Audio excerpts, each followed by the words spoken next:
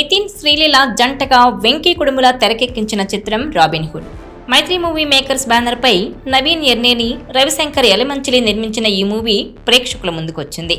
ఈ సినిమాలో Australian cricketer David Warner, Rajendra Prasad కీలక పాత్రలు పోషించారు. ఈ సినిమాకు చేసిన ప్రమోషన్స్ సోషల్ మీడియాలో బాగా వైరల్ అయ్యాయి. అందుకు ముఖ్య కారణం అదిదా సర్ప్రైజ్ ఐటమ్ సాంగ్. అలాగే అన్నింటికంటే ముఖ్యంగా వార్నర్ ఈ మూవీలో గెస్ట్ రోల్ చేయడం, అతన్ని ప్రీ రిలీజ్ ఈవెంట్కు తీసుకురావడం.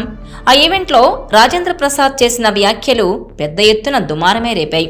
ఇక ఈ మూవీలో డబ్బున్న వాళ్ల ఇళ్లను టార్గెట్గా చేసుకుని మారువేషాల్లో దోపిడీలు చేస్తే మోడ్రన్ రాబిన్ హుడ్ గా కనిపించాడు నితిన్.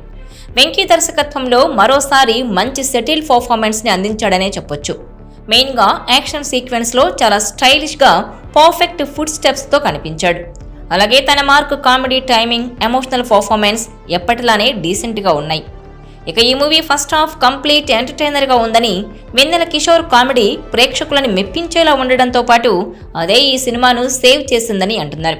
వెన్నెల కిషోర్ అండ్ రాజేంద్ర ప్రసాద్ కామెడీ నవ్వులు పూయించింది. ఇక విడుదలకు ముందు వివాదం సృష్టించిన అదిదా సర్ప్రైజ్ పాటలోని హుక్ స్టెప్ కనిపించకపోవడం ప్రేక్షకులకు అసలు సర్ప్రైజ్. ఇక డేవిడ్ వార్నర్ ఎంట్రీ గురించి ఫ్యాన్స్ చాలా ఆశలు పెట్టుకున్నారు. అందుకు తగ్గట్టుగానే డేవిడ్ వార్నర్ స్క్రీన్ ప్రజెన్స్ బాగుంది. కాకపోతే వార్నర్ని సరిగా వాడుకోలేదని అంటున్నారు. అయితే రాబిన్ హుడ్ కు సీక్వెల్ కూడా ఉందని, ఈ సెకండ్ పార్టీలో డేవిడ్ వార్నర్ విలన్ గా కనిపించబోతున్నట్లు క్లైమాక్స్ లో చూపించడం మాత్రం సర్ప్రైజింగ్ గా అనిపిస్తుంది. హీరోయిన్ శ్రీలీల పాత్రకు పెద్దగా ప్రాధాన్యం లేదు.